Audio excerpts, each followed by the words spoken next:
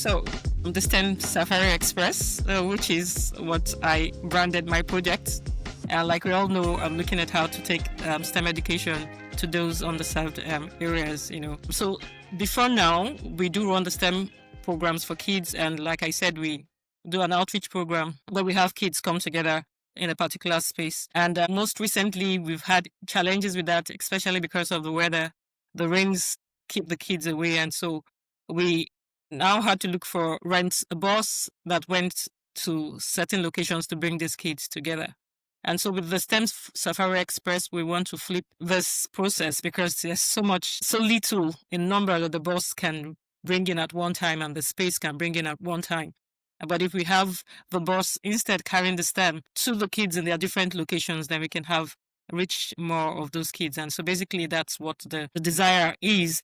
And also to kind of provide that gap, because one of the things that we, of course, noticed is missing, and from my experience as an educator also and working with schools in this area, is that hands-on where STEM learning is concerned, even to the upper senior levels and sometimes even to the high schools and colleges.